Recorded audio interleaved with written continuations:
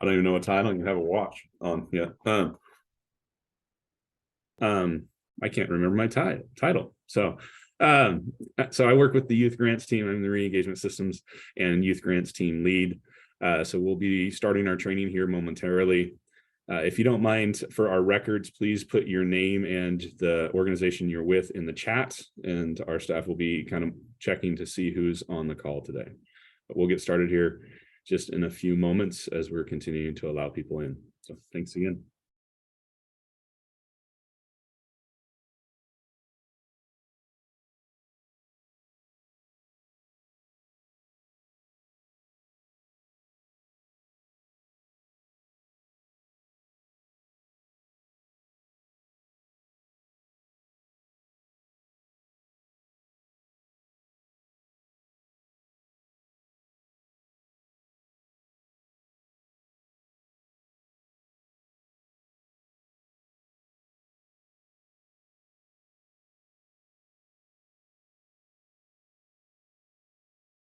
All right, Jessica or Melissa, just checking in. Do we have quite a few people on the call, or how are we doing with people signing on? We still have a few trickling in. Right now, our number is 34 that have joined, and that's including our staff. Okay, so we'll give it another minute or so. But those of you that are just joining, if you can please add your name and your organization in the chat for our records so that we can keep track of who is joining us today. And we'll get started here momentarily as we have people still entering the waiting room.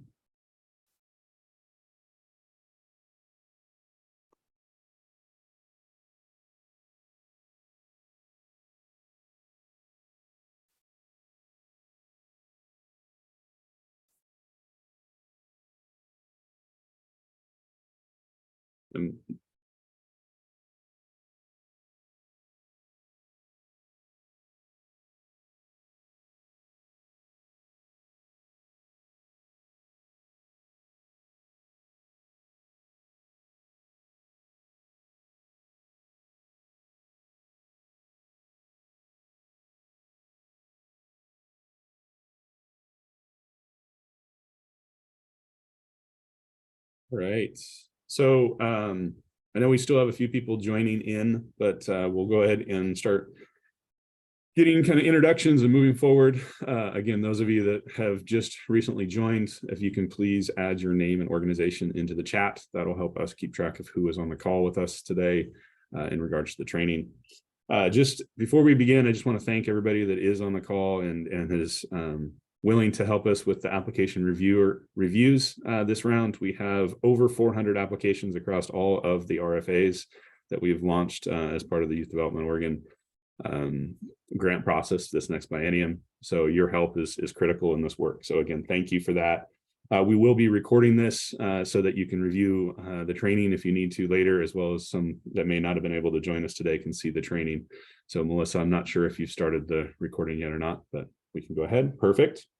We also will be sharing out the presentation materials, the PowerPoint and other information to the email that you registered through the Google form directly to your email boxes there. So that information will be coming after this presentation. In just a moment, once I'm done talking, I will add a agenda with some links into the different things that we'll be talking about today that you can access via during this training or at a later time should you want to on that. So if we want to go ahead and move to the next slide, we'll go ahead and start doing some introductions.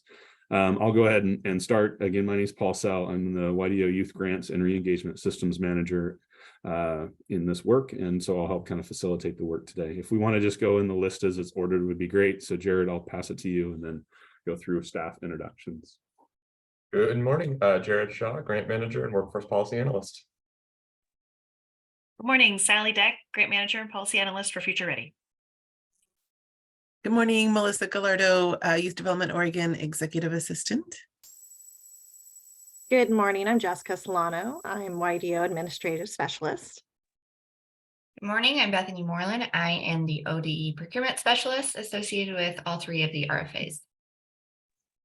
Good morning, I'm Tanisha Bishop and I am the Administrative Specialist. Good morning, Molly Burns, Re-Engagement Policy Analyst and Grant Manager.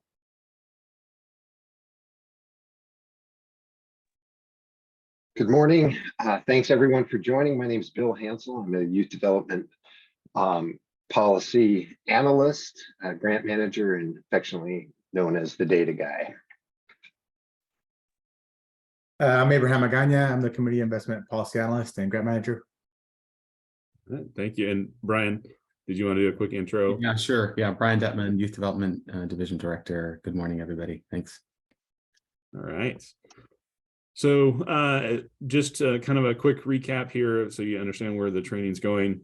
Please feel free to use chat should you have questions. We also have staff that are monitoring. If you raise a hand, we'll pause kind of between each section to address questions that you might have. We are scheduled for an hour. I think that the training and presentation of the information will be about 30 minutes or so for you. So we are here to answer questions both during this training, but also moving forward as you jump into the reviews of this. So we're going to continue doing some introductions and some information. We're going to share a little brief update around YDO and our youth grants overview so you kind of understand the perspective of our organization. We'll jump into some conflict of interest forms, which Bethany will cover. And then we'll talk about the evaluation process and the scoring rubric, and then move into reviewer assignments and materials of when that's coming out, as well as a timeline.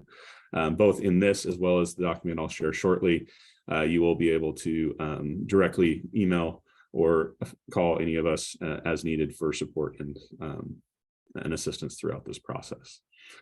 So I want to turn it over to Brian to talk a little bit about YDO and some of the governor's initiatives. So Brian, I'll stop talking and turn it to you. Thanks so much, Paul.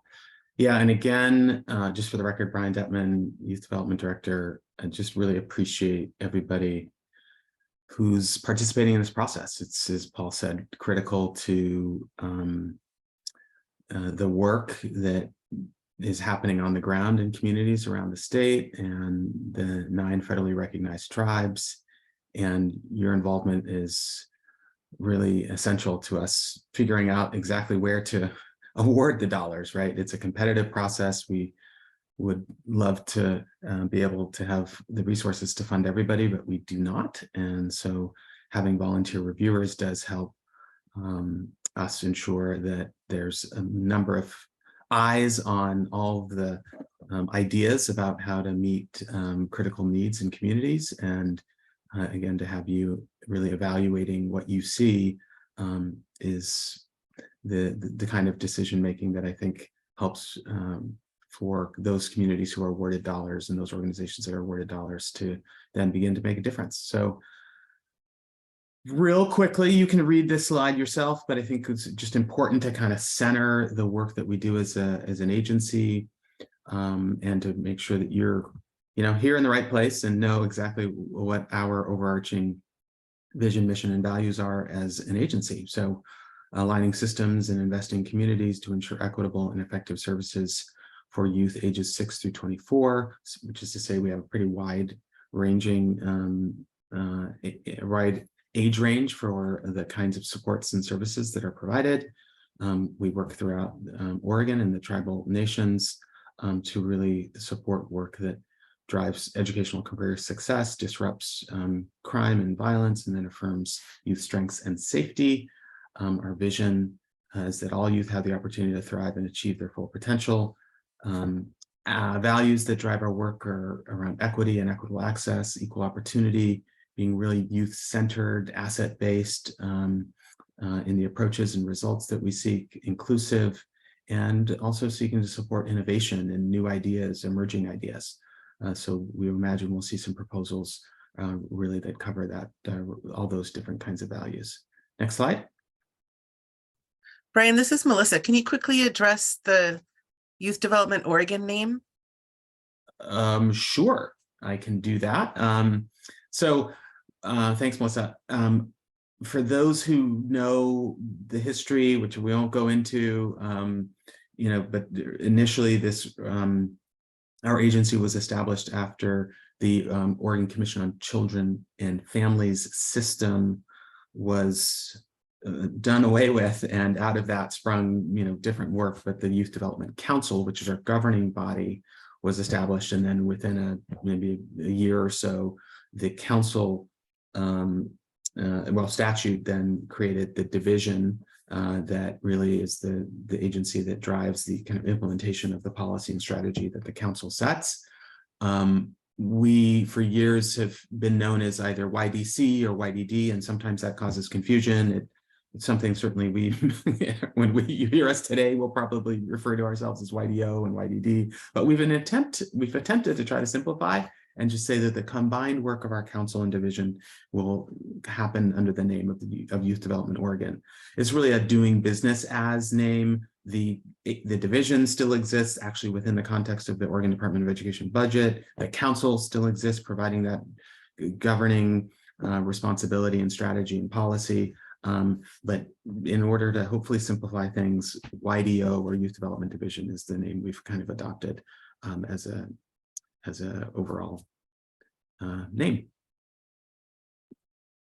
All right, I think the other thing I was supposed to say is one of the things that I think you all should be aware of is that the governor, relatively new governor, Kotek, has three overarching priorities in the policy and budget work that's really happening right now through legislative session. And while those are priorities that are not scored in our application, we just feel like it's important for you all to know about them. I think you will have seen them at least sort of mentioned at a high level in the RFA. They are around housing and homelessness. We're particularly, as many of you know, interested in our work that currently supports a number of organizations that are serving youth experiencing housing and housing challenges, housing affordability and homelessness.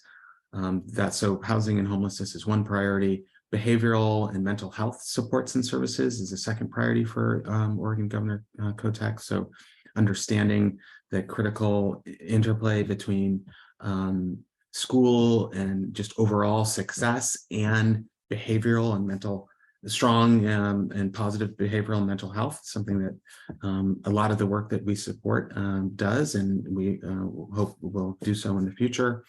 And then now I'm forgetting the education and particularly early literacy. That's the third priority area that the governor is really focusing on. And so our work supports programs both in school, out of school, during summers around literacy. And so we'll imagine we'll see proposals in that regard coming up in this cycle. So just be aware of those priorities and certainly know those are things we've supported in the past, and we're hopeful that we'll continue to support those kinds of things in alignment with the governor's priorities. I think that's it for me. I appreciate it, Brian. Again, just pausing, looking through, checking with Melissa and Jessica through any questions about what Brian was sharing. And I also know, Brian, your schedule is pretty packed today, so you may be ducking off. So appreciate you jumping on to share that information. All right. If you hadn't noticed in the chat, I did put, it's called a 2023-25 YDO Reviewer Training Agenda. It has links to pieces. Apologize if you open that, it has two titles on it, but it was a PDF, so I didn't change that back. But it has all the correct links. It should be able to access. It is in alignment of the agenda that you saw earlier, so please feel free to access those along the way. Just to kind of outline the work we have currently, back in May 1st, we launched 3 RFAs. We launched Future Ready Grants, which has one initiative straightforward as the Future Ready Grant. Another RFA that was launched was a Community Investments, and it has 4 separate initiatives within that RFA. And then lastly, the Re-engagement Opportunity or Re-engagement Grants, which we launched one of the 2 initiatives in that, which is the Re-engagement Opportunity Grant. So we're going to go through just very briefly. I'm going to have the leads for each one of those RFAs, talk a little bit about those RFAs to familiarize yourself with that.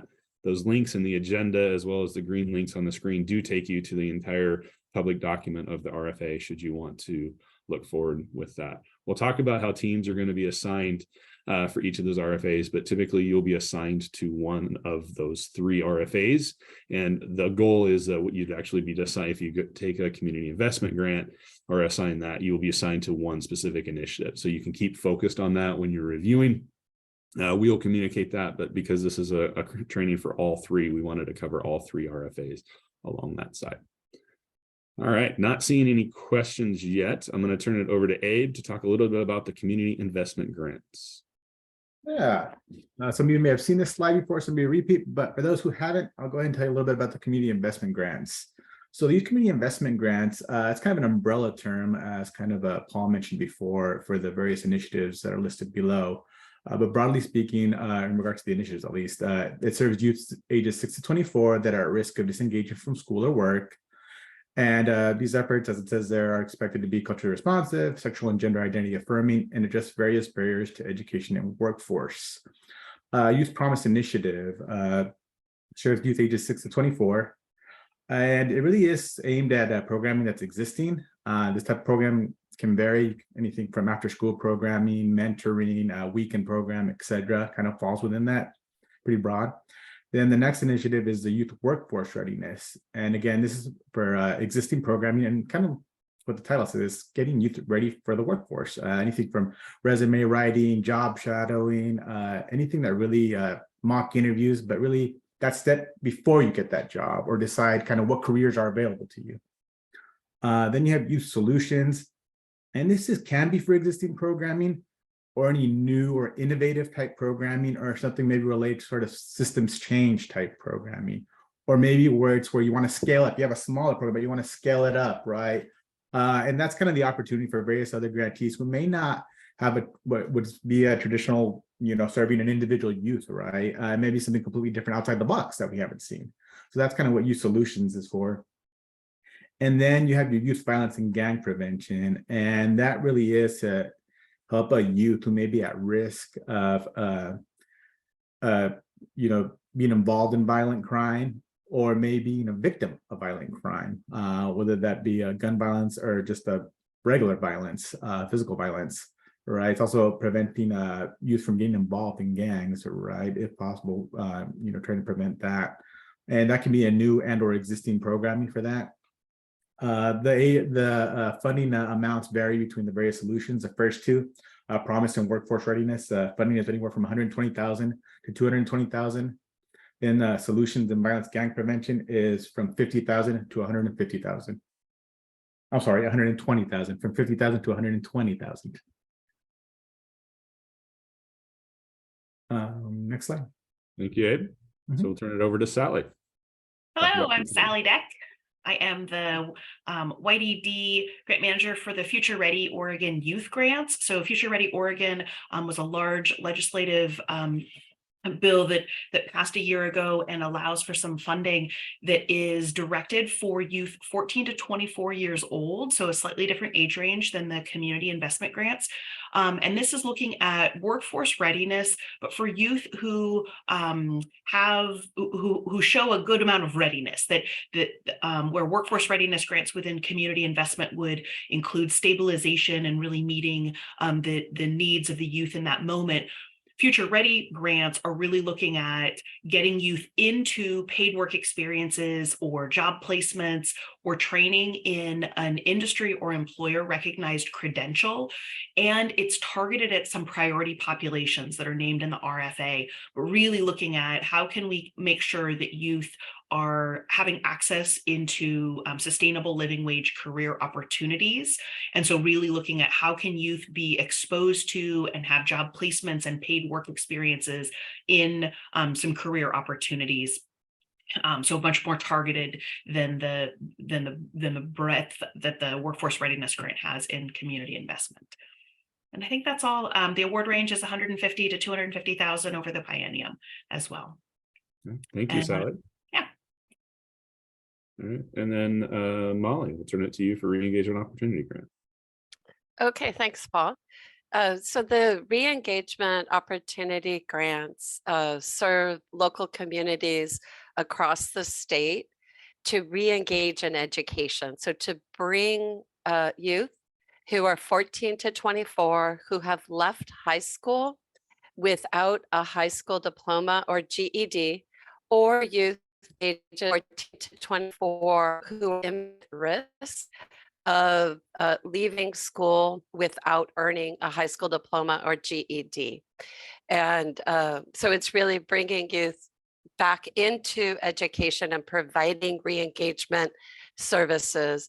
And the re-engagement, sorry, opportunity grants will serve a variety of re-engagement, will offer a variety of re-engagement services as defined in the RFA, ranging from outreach services, the identification of youth who haven't earned a high school diploma, ranging to educational services, college and career readiness and training, various types of supportive services, all the way to supporting the re-engaged youth in their transitions to post-secondary college and career. The age range, as I said, is 14 to 24. Awards will range from 75,000 all the way up to 350,000, depending on the various tier that the applicants are applying to. Right. Wonderful. So thank you to each of you for sharing that. Wanted to check if there's any big questions, Melissa and Jessica, are there any questions regarding the RFAs themselves, or we're ready to jump into the training? This is Melissa. I haven't seen any questions. Jessica, weigh in if you have. I Thanks. have not. I believe we're ready to continue. All right, thank you. All right, so we're going to just talk a little bit about the conflict of interest as we jump into it, because we do have new this time in the cycle is that we do have our grantee, some of our applicants that have applied for other RFAs taking part. So appreciate you giving back to the organization with that. So I'll ask Bethany to jump on to talk a little bit about the conflict of interest and how that's going to be handled this round. Hi, yes. Yeah, Thank you for participating. You will be asked prior to being assigned any applications and prior to reviewing to identify any potential or actual conflict of interest. The Oregon government ethics law identifies two types of conflict of interest, actual and potential, which you can see here are linked to the actual rules associated. In brief, a public official is met with a conflict of interest when participating in official action, which could or would result in a financial benefit or detriment to the public official, a relative of that public official, or a business with which either is associated. So the big difference here are the two words would and could. So an actual conflict of interest is when a public official participates in an action that would affect the financial interests of the official, their relative, or business with which they're associated. A potential conflict of interest is when a public official participates in an action that could affect the financial interest. So an example of this potential conflict of interest, for example, we had a potential evaluator communicate that their organization might send referrals to an applicant. That would be considered a potential conflict of interest that's reviewed with myself and the YDD to determine whether or not that reviewer should be assigned that application. That doesn't mean that they can't review any, but it might potentially mean that they can't review that specific application. In this situation, because he might send referrals, or their organization might send referrals, but they don't necessarily, they're not obligated, they don't always send referrals. That was considered just a potential conflict of interest and not one that was concerning. An actual conflict of interest, an example of this, you won't be assigned to review any applications for any RFAs for which you have applied or your organization has applied.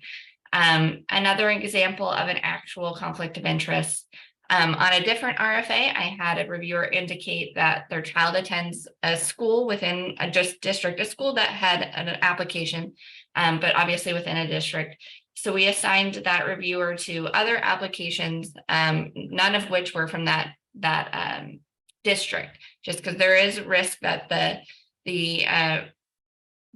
evaluation might seem biased because of the connection that reviewer has to that school and that district.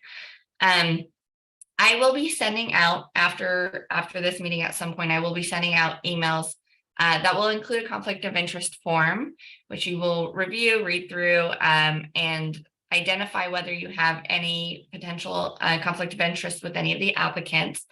We will pull the names from SM Apply for the RFAs for which you will be assigned. And then that way the YDD can assign applications to be reviewed accordingly.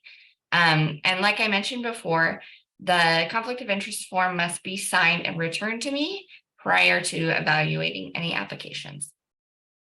Perfect. Thank you, Bethany. The other piece that I would just, if you want to bump back, the other piece I would note is if you are in an application, and maybe you can address this a little bit, Bethany, if you're in an application and you say, uh-oh, this isn't awesome, they would reach out to you, correct? Just to check and verify, so they would not need to review that one. They can continue on the other ones that are assigned to them, correct? That is correct. All right. And Bethany will be the one that you can reach out to for any of those questions around conflict of interest. You'll have some context here at the end of the presentation. If you email any of us on the call, we will make sure that it gets to the right place, but Bethany is the one that's going to address those conflict of interest for sure on that. So thank you. Do you want to pause to see if there's any questions? It's kind of a big topic and we get lots of questions on it. You may not have them now, but know that you can ask them at any time. Melissa or Jessica, do we have any questions in the chat or internet? No, I haven't seen any yet. Awesome. Cool. So we'll move forward just a little bit into what the review process looks like. So the evaluation process, you can see here, the grayed areas are pieces that we handle behind the scenes, and that black font there on items 3 and 4 is what you'll be doing as an independent scorer. So obviously an applicant submits an application that closed May 1st. It then goes into a process called initial reviews, where procurement as well as YDD staff determine if the application meets the minimum requirements to move forward in the process. From there, it goes into the independent score review, which that's what you all are joining us for today to learn about. And that is where we'll assign review teams to review a set of applications separately in the SM Apply portal. We'll talk about how to access that if you don't know how here in a few minutes. So once that's done, we'll do an initial round of tabulation of the scores. And for scores that aren't consistent across the team, we will do a tabulation meeting, which will allow you an opportunity to come back as a team to talk about specific applications that may not meet that, fall outside of the standard range of scoring.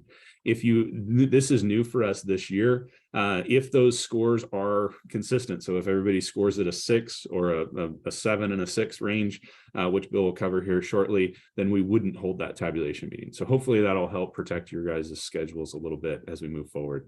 From there, after we determine all of those tabulation meetings and meet, then procurement and YDD staff go back to calculate the final scores. You'll notice in the evaluation piece, which is at the end of this presentation, scores are weighted. And so that's when we add all of the weighting and the scores to that work. So specifically to you, this next slide, there's a lot of information on it. And I just wanted you to kind of have a resource to go back to. So reviewers are assigned to a team of 3. So 3 reviewers will review each application, and each team will have around 15 to 20 applications. Just to put it in context, that's going to be 25 to 30 review teams across our RFAs. So there's a lot of people helping do this work. During the independent score review, reviewers will independently review and assign scores to the evaluation questions.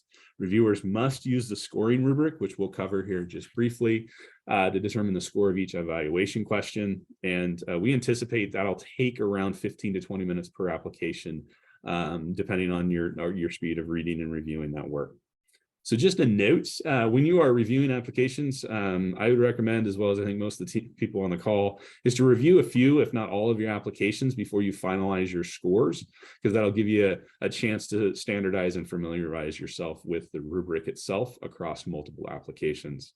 Just a couple things in SM Apply. You can save progress and return later to edit your scores. So there's a icon down at the bottom of your review screen that says save progress, and make sure that you use that within that. And then when you do submit your scores, those scores are final and cannot be edited. So you want to make sure that when you submit, you're confident in what those scores are. The tabulation meetings, those will be scheduled outside of the range. I don't have the schedule right here in front of me. It's on the slide deck. So I see a question in there about the tabulation meetings, and we have a time frame for that. The tabulation meetings for individual scores deviating outside the determined range, which Bill will cover here shortly. That's when we will schedule a meeting for the 3 to come virtually together to talk about the application. At that point, as a reviewer, you will have an opportunity to adjust your scores if you want to. You're not required to. That deviation can stay as you are the reviewer and owner of your individual scores, but it gives you an opportunity to discuss in depth if an application isn't consistent. So I'll pause there. I saw the one chat, so thanks. I saw Brianna say thanks, so we'll talk about that in a second. Didn't know if there's other questions or not, and if not, I'll turn it over to Bill. I think that's the next slide, right, Bill? Oh, no. Here's just a list of the links for that. It's also included in an agenda. So I just wanted to make sure you had that as a resource. Now I'll turn it over to Bill. Thank you, Paul. Now we're going to get into the meat of some of the review. Here is the actual scoring rubric from the RFA. And in the way this is set up, the rubric is your friend. It will provide a foundation by which to assess and score each question. That's an important distinction. I would point out one little area of potential confusion is that the scoring rubric speaks to outstanding application meets, very good application meets, very good application meets. You are not scoring the application per se, you're scoring evaluation items within the application.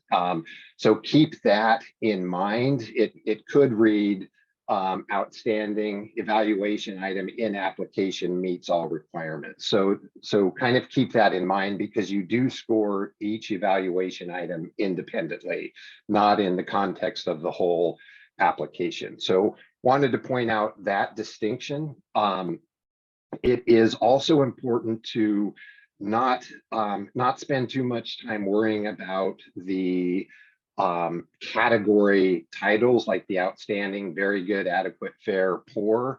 Those could be virtually anything in terms of you're probably familiar with Likert scales like good, very good, adequate, very, all of those type of things could be replaced in there. So don't spend too much time on that category title, but more around what the explanation is. You can see that 0, 1 through 4, 5, 6 through 9, and 10 are the categories. Another way to visualize that is next slide. Here we have something that probably many of you are a little more familiar with or at home with, whether you like grading or not. To some extent, it's again just a visualization, but outstanding is really considered the A+. The range of very good would cover like the B- to an A. The 5 score of adequate would be similar to a C.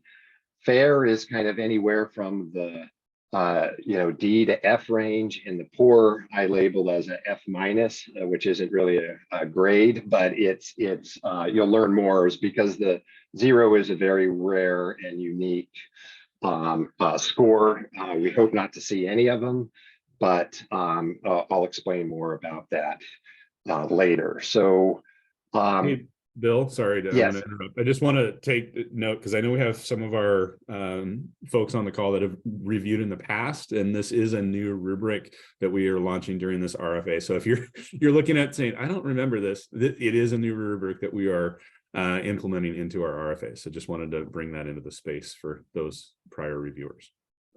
Thank you, Paul. Yes, to that, we've dealt with more of a 4-point or a version of a 4-point scale with some 0.5s thrown in. So this is an expansion of the range of the scale.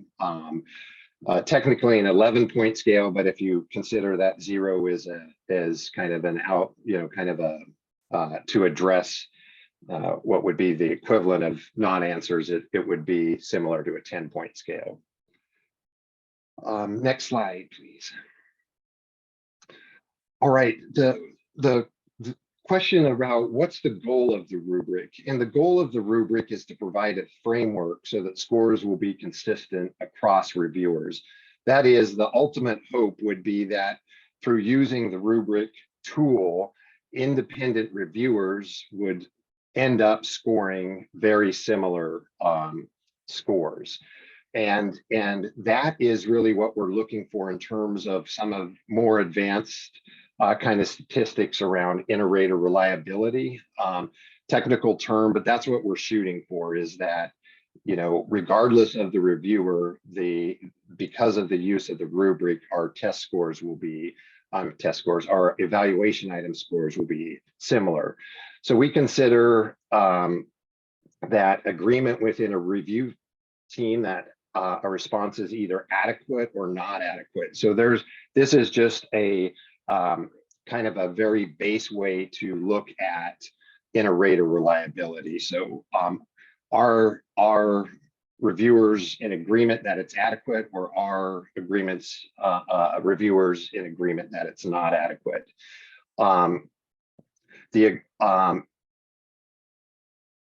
The other key one is that because 0 is effectively a non-answer, we don't have blank answers anymore like it was a pencil and paper test, because the program itself, SMA, forces answers. So a 0 would be like if a nursery rhyme was put in as an answer, Mary had a little lamb or something like that, as a holder to advance through the application process, and maybe they didn't go back and change that, you know, something like that. So that's where it's kind of a 0 would also apply, but it's the equivalent of a non-answer.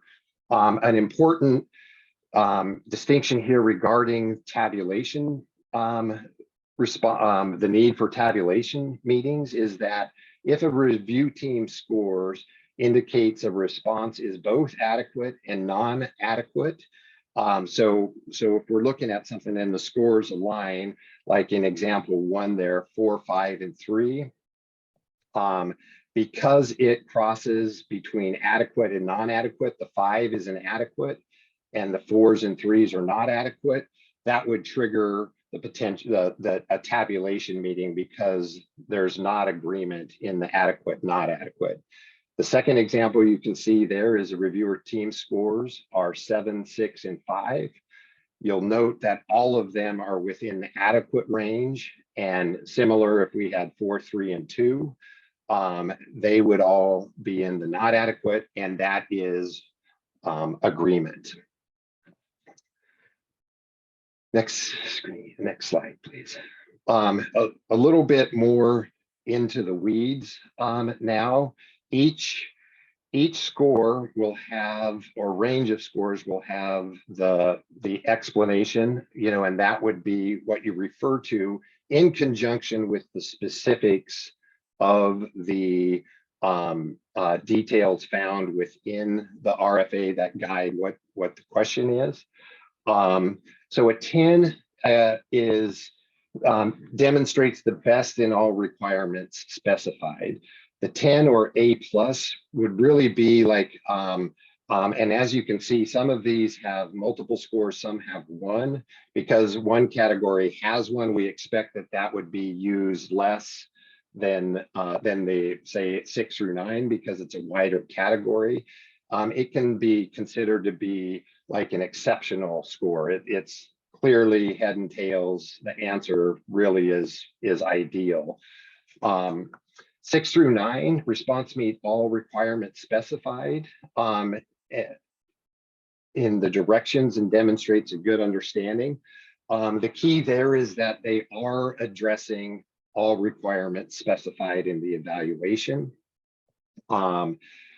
A key distinction here is, and this will be consistent throughout, is that the responses, as indicated by the RFA, are grant initiative specific. So the question is not asking, about it is very specific to what is being proposed in the application, not kind of a more general description of an organization.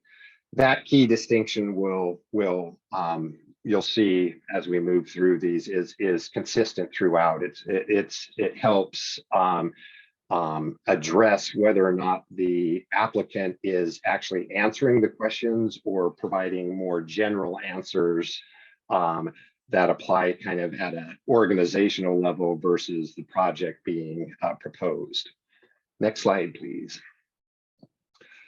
This one is a continuation of the last slide and just addresses number 5. The 5 is a separate score, but it is kind of the vague is the key word here, in that it tends to address the issues, but or the requirements of the question, but is not real clear as to the grant initiative and goals versus the organization. And one thing to think of is that as a reviewer, the score is based on funding and application specific to a grant initiative versus funding, say, an organization based on their general merits. So again, that's that key distinction. Next slide, please. Here are the scores that I count as not adequate. The responses do not meet requirements as specified in the evaluation item directions. So there may be 3 subcategories of requirements for an evaluation item, and they're bulleted this, and that. And this is something maybe they answered one of the 3 specifics or 2 of the 3 specifics, but they didn't completely answer the question. So that would be what counts as not meeting the requirements. The requirements of each evaluation item is that they address each of the bulleted items. Another thing here is that if a question refers to another answer, but they don't actually bring in the information, and if it's requiring you to go look at another answer to discern what this answer you're evaluating is, that is not a standalone answer. So it would also not meet if the answer isn't entirely addressed within the evaluation item response. I think the next one is very specific. Thank you. And this is where we'll touch on the 0.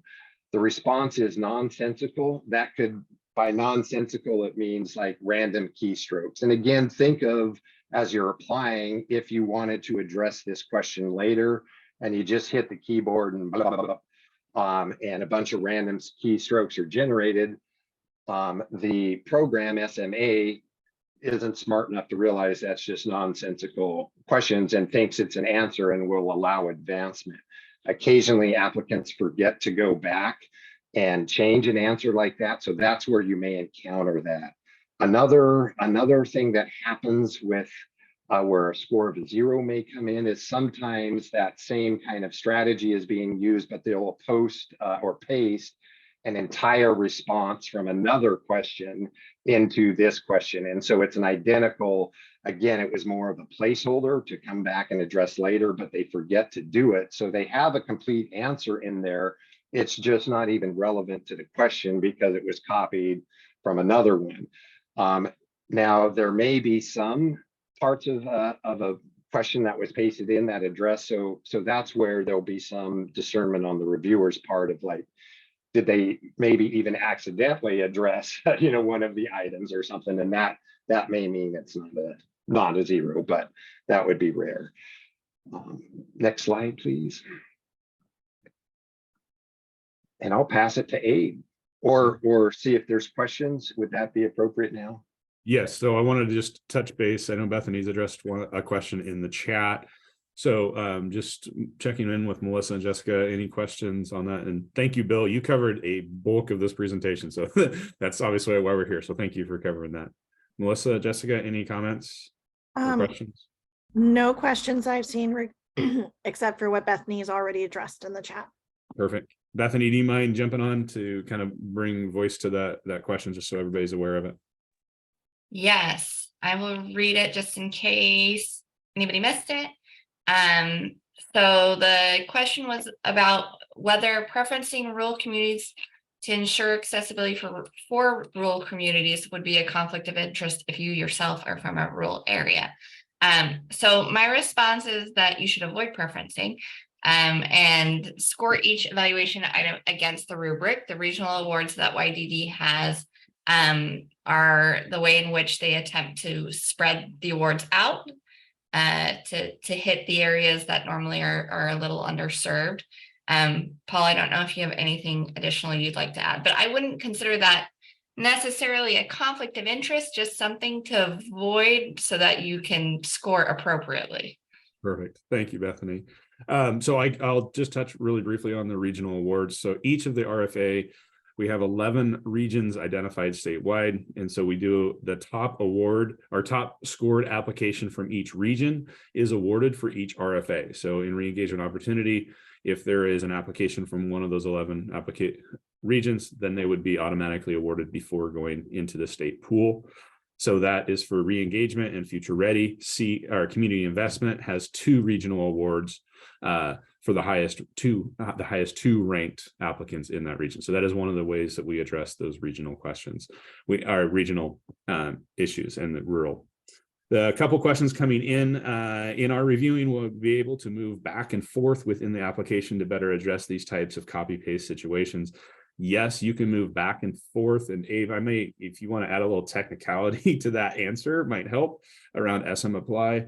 But as long as you do not submit your final answers, you will be able to go back and adjust. Abe, did you want to? That is correct what you said, Paul. You can go forward, back. You don't have to complete. You can hit a save. There's a save button at the bottom. If for some reason you have to come back to it, hit the save. But there may be a technicality, like I said, where you may have to actually write something in a box for it to save. There may be a previous button. I don't think there is right now. If you needed it, but I believe from all of them, there's something you want to add, Bill? Sorry. Oh, after you're done. Oh, okay. But for the most part, you can navigate forward and backward. Past experiences and what we've heard from other reviewers in the past is they really liked actually the format and the ability to be able to see the split screen. On the left would be the grant application, and on the right is where the reviewers are actually scoring. But there is ability to navigate within forward and backward and ability to save. Perfect. Thank you. Bill, did you have something to add? Yeah, I just wanted to touch on the question that Bethany answered, because it does address the rubric, and that is the specific question had to do with preference for rural communities to ensure access. That preference is what can also be considered a bias, and that is exact in kind of in the technical terms. That is exactly what the rubric is attempting to overcome, is that we each will bring our own unique likes and dislikes and preferences for certain organizations in affiliation with a regional area or preference towards a certain type of programming or something like that, where many of you are specialists in a certain area. But the rubric is really, if you stick to the rubric, that will help override any of the personal bias, and then it distributes any error randomly, which is critical, because that's the other thing we're trying to avoid is the introduction of random error. So yeah, I just wanted to address that in terms of the question that the bias or preference is exactly what the rubric is trying to diminish. So please stick to the rubric and score the exact evaluation item based on the rubric. Perfect. Thank you, Bill. I think that's an important piece to note. Another question that came in, will all the applications we review be the same RFA pool?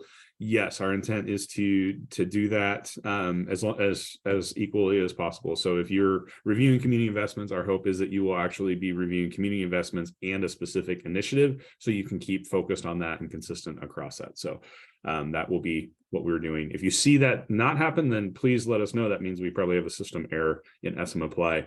And those of you that have used SM Apply, I'm already seeing some notes of how the system is really helpful to guide you through that process. So appreciate those comments as well. Abe, I'll turn it over to you for the evaluation items. We're doing great on time, but we'll wrap up here in just a few minutes with some evaluation items. All right, sounds good, Paul. So yeah, below you'll see the different evaluation items, basically what's going to be scored by the reviewers when they are reviewing the answers to the RFA questions. So the first question there, you'll see it's the project youth population service area. Who are you serving? You know, it's basically what the question, and where are you serving them? And within that also, why? Obviously, they kind of go hand in hand together. 500 word limit, and there's a maximum points 30. Then after you kind of get the who, where, and why, now you go to kind of the services and activities. Well, what are you doing to address what you said before? Really, what are the activities taking place? What services are being delivered? What interventions, if you will, also. Then the next one really is about project equity and access, right? How's the accessibility built into your programming?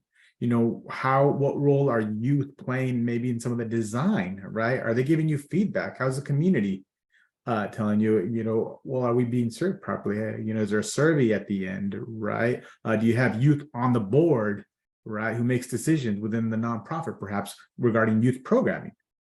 So those are some of the things that are just within there often that our reviewers will be looking at. And then the last one really is project partners, collaboration, community. Who are you working with, right? You know, where are the youth? Are the youth being referred to you by schools, right? Is it other community-based organizations, right? Or are you the one referring youth, right, for some other services? You're probably in a specific service, right, but you don't do this and it gets referred somewhere else, right? Who provides you with some support, right? Is the school district, for example, some of our organizations may have where the school bus may drop off the youth at the community-based organization center, right after school, right? So those type of things is kind of what that's asking. And again, there's a 500 word limit, and there you see that kind of the maximum points possible. And those are things our reviewer is going to be looking at, and obviously using the rubric to decide, okay, well, what's the score going to be?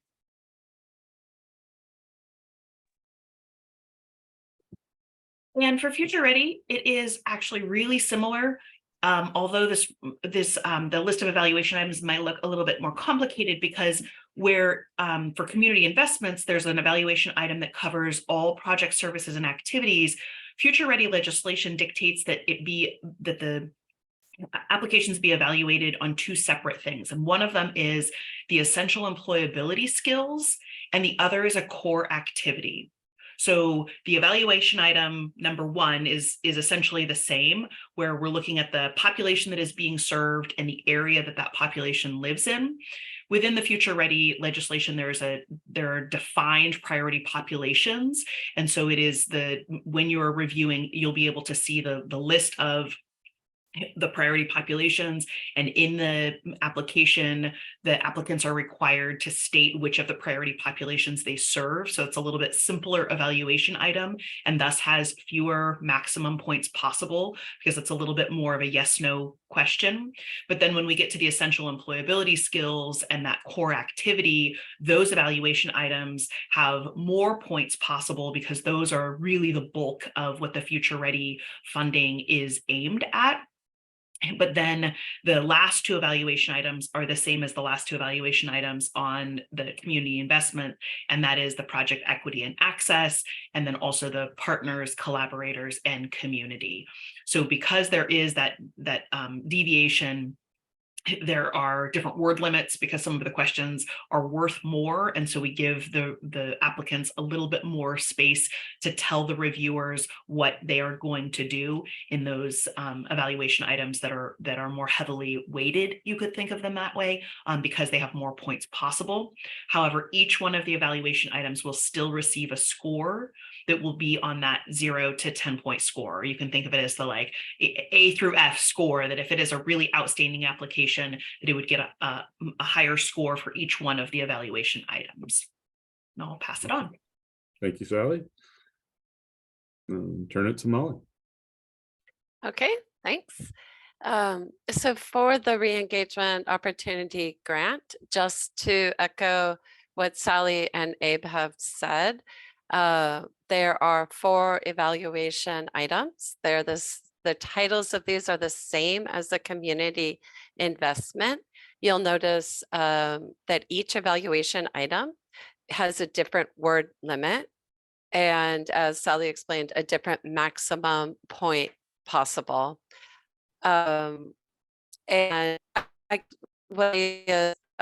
difference here is the grant RFA or initiative. And so each question will have different bullets that the responses are addressing. And so you're looking to see to what extent has each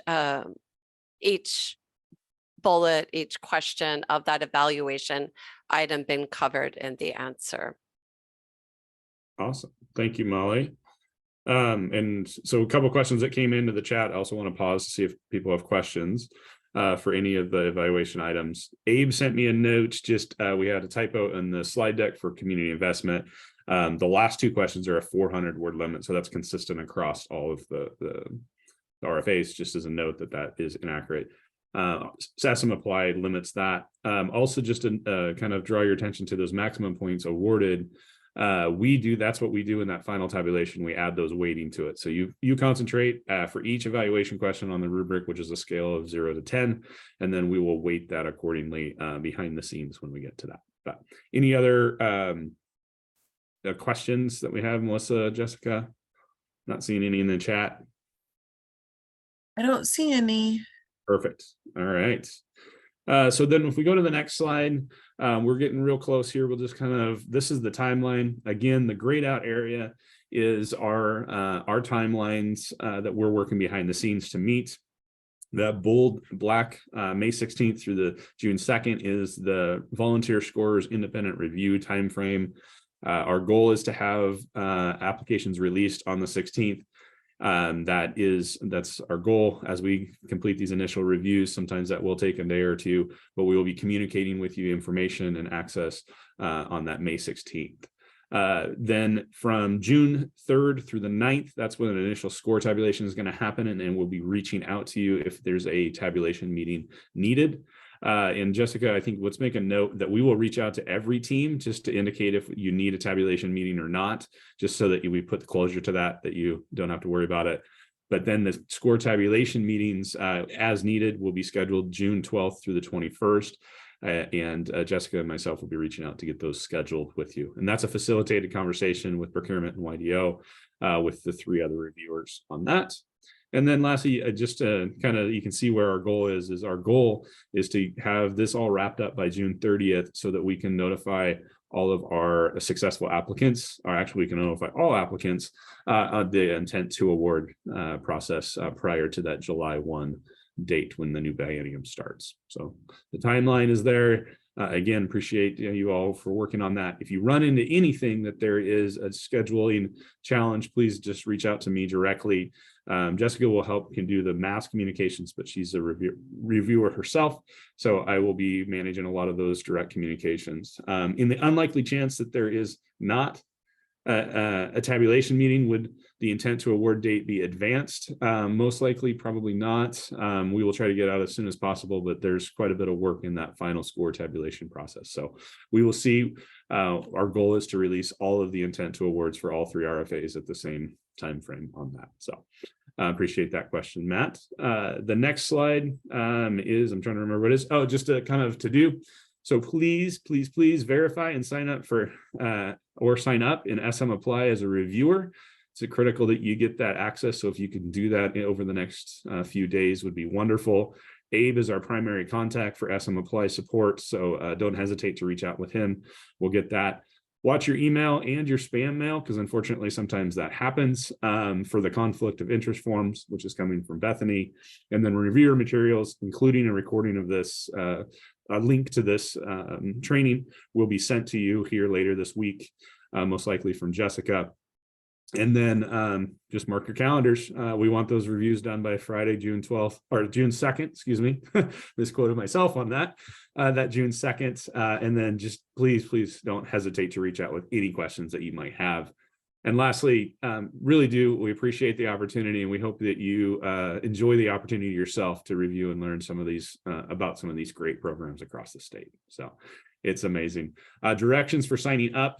Thank you for that question. That link that says SM Apply in your agenda, as well as when you get this PowerPoint that we send out, will take you to the registration. And when you access that link, it'll say register or sign in. Choose to register, and it'll take you through that process on that. If you have any questions, please let us know on it. All right, I think that's it, right, Melissa? Or just, yeah, oh, there you go. There's our contact information and kind of who we are. If you need any information, again, if you reach out to anybody in YDO, we'll make sure it gets to the right place. But again, appreciate all of your help in doing this work on that. Open it up for the team if anybody has questions or thoughts. The team will stay on, but please just sign off if you don't have any questions on that. Let's see. Oh, a question. Should you create a new SM Apply login if you've had one as a previous applicant? Abe, I'm going to turn that to you because I'm not quite sure that answer. You may be able to log in if you recall your old username or your old email. There's a way to also reset your password if you don't reset your password. If you're still in the system as a reviewer, if you are unable, then go ahead and email me. More than likely, I can go ahead and find to see if your old profile is still there. If for some reason it's not, I'll let you know and say, hey, you have to start a new one. Basically, set up a new account. Perfect. Oh, a note: if you register in SM Apply, it'll ask to do an individual or organization. Please register as an individual. We've actually, I think, locked a lot of that organization sign up stuff, but please register as an individual so that we can find you in the system. That makes it a lot easier. Other thoughts, questions? It's exciting. This is the largest application pool we've ever had, as well as the largest reviewer pool we've ever had. So thank you, everybody, for that work and the opportunity to do this.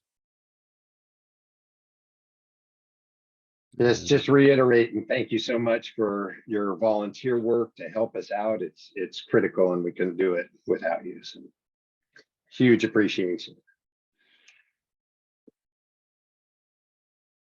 And we're hanging on as a team. We'll touch base to see if there's any questions that came in behind the scenes. But if you are good, please feel free to sign off, and we'll go from there.